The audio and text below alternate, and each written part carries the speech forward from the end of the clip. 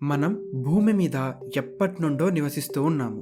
మనకి ఈ భూమి మీద వాతావరణం కూడా అలవాటు అయ్యింది. అందుకే మానవ జాతి భూమి మీద కొన్ని వేల సంవత్సరాల నుంచి నివాసం కొనసాగిస్తూ ఉంది. ఇలా అనేక కారణాల వల్ల భూమి మనకి ఎంతో అనుకూలంగా ఉంటుంది. అంతేకాకుండా ఈ భూమి మీద కూడా ఎన్నో రకాల ప్రాణులు అంతరించిపోయాయి. ఒకవేళ మన భూమి మీదనే కాకుండా రకరకాల ప్లానెట్స్ మీద నివాసం కొనసాగించవలసి వస్తే ఎలా ఉంటుంది? అసలు అలాంటి పరిస్థితులకి మనం బ్రతకగలుగుతామా? అక్కడ మనం ఎలాంటి పరిణామాలను ఎదుర్కొంటాము? మానవ జాతి అక్కడ బ్రతకాలి అంటే ఎలా ఉంటుంది? ఈ విషయాల గురించి మనం ఈ వీడియోలో డీప్గా డిస్కస్ చేయబోతున్నాం. ఈ వీడియో చాలా ఇంట్రెస్టింగ్గా ఉండబోతుంది. వీడియోని ఎక్కడా స్కిప్ చేయకండి. మీరు కనుక మన ఛానల్ని ఫస్ట్ టైం విజిట్ చేసినట్టయితే ఇప్పుడే మిస్టర్ గీక్స్ని సబ్స్క్రైబ్ చేసి సపోర్ట్ చేయండి. ఇక ఆలస్యం చేయకుండా let's get back to our main content.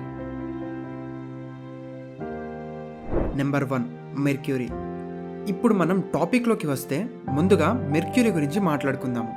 ఇక్కడ మెర్క్యూరీ మన సోలార్ సిస్టంలోనే ఫస్ట్ ప్లానెట్. అండ్ మనం మెర్క్యూరీ గురించి ఇంతకుముందే మాట్లాడుకున్నాము. కానీ ఇలా హ్యూమన్ బీయింగ్స్ సర్వైవల్ గురించి మాత్రం ఎప్పుడూ మాట్లాడుకోలేదు. మెర్క్యూరీ సన్కి క్లోజెస్ట్ ప్లానెట్ కాబట్టి మనం ఏమనుకుంటాము అంటే మెర్క్యూరీ చాలా హాటెస్ట్ ప్లానెట్ అని. కానీ అది తప్పు. ఎందుకంటే మెర్క్యూరీ ఒక సైడ్ హీట్ని తీసుకుంటున్నా కానీ ఇంకొక సైడ్ అనేది చాలా కోల్డ్గా ఉంటుంది. దానివల్ల మెర్క్యూరీకి ఇంకొక సైడ్ టెంపరేచర్ సుమారుగా -300 ఫారెన్హీట్కి చేరుతుంది. దీనికి రీజన్ ఏంటి అంటే మెర్క్యూరీకి హీట్ని గ్రాప్ చేసుకునే కెపాసిటీ లేదు. ఇంకా కరెక్ట్గా చెప్పాలి అంటే మెర్క్యూరీ ఒక ఎడారిలాగా ఉంటుంది. అసలు అట్మాస్ఫియర్ అనేదే ఉండదు. సో ఇలాంటి స్విచ్చింగ్ టెంపరేచర్స్ మధ్యలో మనం అక్కడ బ్రతకలేము. ఒక్కసారి హాట్గా ఉంటుంది, మరొకసారి సడన్గా కూల్గా అయిపోతుంది. కాబట్టి అక్కడ ఎప్పుడు ఎలా ఉంటుందో కూడా తెలియదు. ఒకవేళ మనం అక్కడ బ్రతకాలి అన్నా కూడా ఆక్సిజన్ ఉండదు. బట్ అయినా కానీ బ్రతకాలి అంటే మాత్రం కేవలం ఒకే ఒక్క మార్గం ఉంది. అదే మన ఊపిరిని బిగబెట్టుకోవడం. కానీ అది అసాధ్యమనే చెప్పాలి. Number 2, Venus. వీనస్ మీద ఆక్సిజన్ ఉంటుంది. గ్రావిటీ కూడా ఎర్త్కి కొంచెం సిమిలర్గానే ఉంటుంది. ఇక్కడ సిమిలర్గా ఉంటుందన్నానని అక్కడ రన్నింగ్ కూడా చేయొచ్చేమో అని ఊహల్లోకి వెళ్ళిపోకండి. ఎందుకంటే అక్కడ ఉన్న హీట్ని తట్టుకోవడం మాత్రం అసాధ్యం. కాబట్టి అక్కడ నడవటం, పరిగెత్తడం లాంటి ఆలోచనలు ఉంటే మాత్రం దాన్ని ఇక్కడితో ఆపేయండి. ఇక్కడ మనం తెలుసుకోవాల్సిన విషయం కూడా ఒకటి ఉంది. అది ఏంటి అంటే మన సోలార్ సిస్టంలోని సెకండ్ టాలెస్ట్ మౌంటైన్ వీనస్ మీదే ఉంది. అయితే ఇది మన మౌంట్ ఎవరెస్ట్ కన్నా 3 times పొడవుగా ఉంటుంది. ఇక్కడ ఒక వాల్కెనో కూడా ఉంది. ఇది చాలా హీట్ని కూడా ప్రొడ్యూస్ చేస్తుంది. ఇక్కడ ఇంకొక తెలుసుకోవాల్సిన విషయం ఏంటి అంటే ఇక్కడ ప్రెషర్ కూడా చాలా ఎక్కువగా ఉంటుంది. ఎలాగైతే ఒక నార్మల్ కోక్ క్యాన్ని తీసుకొని మనం క్రష్ చేస్తే ఎలా ఉంటుందో అలా ప్రెషర్ ఉంటుందన్నమాట. అలా ఉంటుంది మన పరిస్థితి. ఇంకా దారుణంగా చెప్పాలి అంటే వాటర్లో 1 కిలోమీటర్ లోతులోకి వెళ్తే ఎలా ఉంటుందో అలా ఉంటుంది. Next, Mars. దీని గురించి ఆల్రెడీ మనం మార్స్ మీద వీడియో చేసినప్పుడు మాట్లాడుకున్నాము. కానీ ఇప్పుడు కూడా ఒక చిన్న గ్లాన్స్ వేద్దాం. మార్స్ గురించి మాట్లాడుకున్నట్టయితే ఇది ఒక కోల్డెస్ట్ ప్లానెట్. దీనికి కూడా ఎర్త్తో కంపేర్ చేసుకునేలాగానే కొన్ని సిమిలారిటీస్ ఉంటాయి. మార్స్కి ఎర్త్కి గ్రావిటీ కొంచెం సిమిలర్గానే ఉంటుంది. ఇది ఒక కంప్లీట్ రెవల్యూషన్ కోసం సుమారుగా 687 రోజులు తీసుకుంటుంది. అంతేకాకుండా ఒక కంప్లీట్ రొటేషన్ కోసం సుమారుగా 25 గంటలు తీసుకుంటుంది. ఇంతకుముందు మాట్లాడుకున్నట్టు మార్స్ మొత్తం డస్ట్ స్టార్మ్స్తో నిండి ఉంటుంది. దీనివల్ల మన సర్వైవల్ అనేది చాలా కష్టంగా మారుతుంది. అంతేకాకుండా మార్స్ పోలార్ క్యాప్స్తో నిండి ఉంటుంది. ఆ పోలార్ క్యాప్స్ కార్బన్ డైఆక్సైడ్ని రిలీజ్ చేస్తాయి.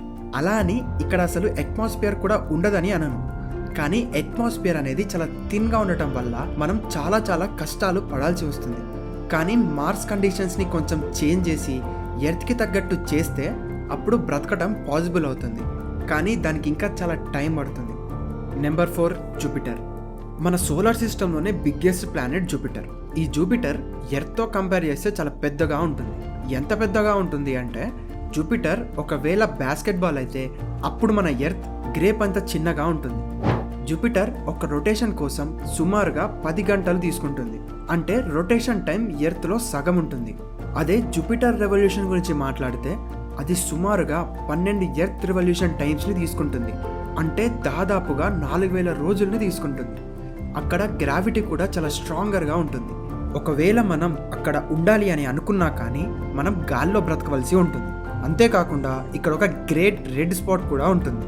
ఈ రెడ్ స్పాట్ అనేది సుమారుగా 300 సంవత్సరాల నాటిది. అంతేకాకుండా మన భూమికి 2 రెట్ల ఎక్కువ లార్జర్గా ఉంటుంది. మెయిన్గా మాట్లాడాలి అంటే అసలు జూపిటర్కి ఒక పర్ఫెక్ట్ గ్రౌండ్ కూడా ఉండదు. ఇది ఒక గ్యాసియస్ ప్లానెట్. అందుకే ఇక్కడ మనం కనీసం నిల్చోవటానికి కూడా వీలు ఉండదు. కాబట్టి ఇక్కడికి వెళితే మనం కేవలం కొన్ని సెకండ్లు మాత్రమే ఉండగలం. Number 5 Saturn. దీని చుట్టూ ఉన్న ఒక లేయర్ గురించి మాట్లాడుకున్నట్టయితే ఇది ఒక సింగిల్ బెల్ట్. సాటర్న్ని ఆర్బిట్ చేస్తున్నట్టు ఉంటుంది. కానీ చిన్న చిన్న రాక్ పార్టికల్స్ అనేవి ప్రెజెంట్ అయ్యి ఉంటాయి. అయితే ఈ రాక్స్ ఇలా ఎందుకు ఉంటాయి అంటే సాటర్న్ గ్రావిటీ ఈ రాక్స్ని ఒక బెల్ట్ షేప్లో ఫామ్ అయ్యేలా చేసింది. ఇక్కడ బ్రతకటం కూడా చాలా అంటే చాలా కష్టం. మనం మన ఊపిరిని బిగబెట్టాల్సిందే. ఇంకా సాటర్న్ లార్జెస్ట్ మూన్ ట్రైటాన్ మన సోలార్ సిస్టంలోనే సెకండ్ లార్జెస్ట్ మూన్. ఇది ఎర్త్ కండిషన్స్కి దగ్గరగా ఉంటుంది. అట్మాస్ఫియర్ కూడా చాలా అనుకూలంగా ఉంటుంది. అంతేకాకుండా ఇక్కడ రివర్స్, ఓషన్స్ కూడా కలిగి ఉంటుంది. అలాగే ఇక్కడ ఈథేన్, మీథేన్ కూడా ఉంటుంది. అందుకే సర్వైవ్ అవ్వటం కుదురుతుంది. కానీ ఇక్కడ ఉన్న కోల్డ్ కండిషన్స్ వల్ల మన ఎగ్జిస్టెన్స్ కొంచెం కష్టం అని చెప్పొచ్చు. కానీ కొంచెం కష్టపడి ట్రీటాన్ మీద చేంజెస్ చేస్తే మాత్రం మన సర్వైవల్ పాసిబుల్ అవ్వచ్చు. సో ఏమో మరి చూడాలి ఏమవుతుందో. Next planet Uranus. ఇది మన సోలార్ సిస్టంలోనే 7th ప్లానెట్. ఇది కూడా జూపిటర్ లాగా ఒక గ్యాషియస్ ప్లానెట్. యురేనస్ మొత్తం మీథేన్, అమ్మోనియాని కలిగి ఉంటుంది. కానీ ఇక్కడ మనకి ఒక ఉపయోగపడే కొన్ని ఎలిమెంట్స్ కూడా ఉన్నాయి. అదే మన బేసిక్ నెసెసిటీ అయిన వాటర్. అంతేకాకుండా ఇక్కడ మనం గమనించవలసిన విషయం ఏంటి అంటే ఈ యురేనస్కి ఒక స్పెషాలిటీ ఉంది. అదే క్లౌడ్స్. ఎర్త్కి సిమిలర్గా ఉంటుంది ఈ ఫీచర్. కానీ ఇక్కడ కూడా టెంపరేచర్స్ అనేవి చాలా కూల్డ్గా ఉంటాయి. కాబట్టి బ్రతకడం కూడా చాలా కష్టంగా మారింది. Next planet Neptune. దీని కోర్ సర్ఫేస్ ఎర్త్కి సిమిలర్గా ఉంటుంది. అంతేకాకుండా ఈ ప్లానెట్ చుట్టూ కూడా 14 మూన్స్ ఉన్నాయి. ఇక్కడ డే కొంచెం షార్ట్గా ఉంటుంది ఎర్త్తో కంపేర్ చేస్తే. ఎందుకంటే ఒక్క రోజులో కేవలం 17 గంటలు మాత్రమే ఉంటుంది. దీనికి కూడా సుమారుగా ఒక రెవల్యూషన్కి 150 సంవత్సరాలు పడుతుంది. అంతేకాకుండా ఈ నెప్ట్యూన్ని బ్లూ ప్లానెట్ అని పిలుస్తారు. ఎందుకంటే మీథేన్ యొక్క రెడ్ లైట్ని హైడ్రోజన్, హీలియం అట్మాస్ఫియర్లో అబ్జర్వ్ చేసుకోవటం వల్ల ఇలా మారుతుంది. ఇక్కడ బ్రతకడం కూడా దగ్గర అసాధ్యమనే చెప్పాలి. ఎందుకంటే ఇక్కడ ఎఫెక్ట్స్ కూడా జూపిటర్కి దగ్గరగా ఉన్నట్టుగా ఉంటాయి. ప్రెషర్ ఇంకా గ్రావిటీ ఇష్యూస్ కూడా వస్తాయి. Next planet Pluto. ప్లూటో గురించి మాట్లాడుకున్నట్టయితే అది మన సోలార్ సిస్టంలోనే లాస్ట్ ప్లానెట్. ఇంకా కరెక్ట్గా చెప్పాలి అంటే అసలు అది ప్లానెట్ లానే బిహేవ్ చేయదు. సో ప్లూటోని ఒక డ్వార్ఫ్ ప్లానెట్గా కన్సిడర్ చేద్దాం. ఇది సన్కి చాలా దూరంగా ఉండటం వల్ల ఈ సోలార్ సిస్టంలోనే కోల్డెస్ట్ ప్లానెట్ ప్లూటో. ఎంత కోల్డ్గా ఉంటుంది అంటే సుమారుగా -400 డిగ్రీల ఫారెన్హీట్కి చేరుకుంటుంది. అంతేకాకుండా ఇక్కడ మీథేన్ ఐస్ ఉండటం వల్ల ఇది ప్లానెట్లో టెంపరేచర్ ఇంకా తగ్గిస్తుంది.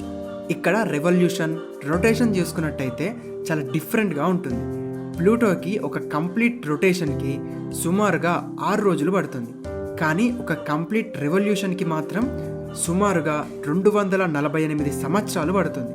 మనం ప్లూటోని కనుక్కున్న దగ్గర నుండి ఇప్పటి వరకు ఇంకా కంప్లీట్ రెవల్యూషన్ని చూడలేదు. ప్లూటోలో ముఖ్యంగా మీథేన్ ప్రెజెంట్ అయ్యి ఉంటుంది. అంతేకాకుండా నైట్రోజన్ కూడా బల్క్ అమౌంట్లో ఉంటుంది. అసలు గ్రావిటీ కూడా చాలా అంటే చాలా తక్కువగా ఉంటుంది. కాబట్టి మనం అక్కడ బ్రతకాలి అని అనుకుంటే మాత్రం చాలా కష్టంగా ఉంటుంది. మన బ్రెత్ని ఎయిర్లో ఫ్లోట్ అవుతూ హోల్డ్ చేసుకోవాల్సి ఉంటుంది. అంతేకాకుండా అక్కడ కూడా కొన్ని కపుల్ ఆఫ్ మినిట్స్ కన్నా ఎక్కువసేపు బ్రతకలేము. ఎందుకంటే ఆలోపే ఐస్ లాగా మారిపోతాము. సో ఇలా మన సోలార్ సిస్టంలోని అన్ని ప్లానెట్స్ని పరిశీలించిన తర్వాత మనం ఏమని చెప్పొచ్చు అంటే మన ఎర్త్ లాంటి ప్లానెట్ ఈ సోలార్ సిస్టంలోని ఇంకొకటి లేదు. వేరే ఏ ప్లానెట్లో అయినా మనిషి సుమారుగా కొన్ని సెకండ్ల వరకే బ్రతికే ఛాన్సే ఉంది. కానీ మన భూమి మనకి 60 నుండి 80 సంవత్సరాల వరకు బ్రతికే అవకాశాన్ని ఇస్తుంది. దీన్ని బట్టి అర్థం చేసుకోవచ్చు అసలు మనం ఎంత అదృష్టవంతులమో. ఇక్కడ టెంపరేచర్ కూడా మరి హాట్గా ఉండవు, అలా అని మరి కోల్డ్గా ఉండవు. కాబట్టి మన ఎర్త్ని మనం కాపాడుకోవాలి. ఎర్త్ లాంటి ప్లానెట్ ఇంకొకటి లేదు, ఉండదు కూడా. సో ఇది ఫ్రెండ్స్ ఈరోజు వీడియో. ఈ వీడియో ఎలా అనిపించిందో కింద కామెంట్ సెక్షన్లో మాకు తప్పకుండా తెలియచేయండి. సో ఇలాంటి మరెన్నో స్పేస్ ఇన్ఫర్మేటివ్ వీడియోస్ కోసం please do subscribe to mystery Geeks. So thank you for watching our videos. జై హింద్.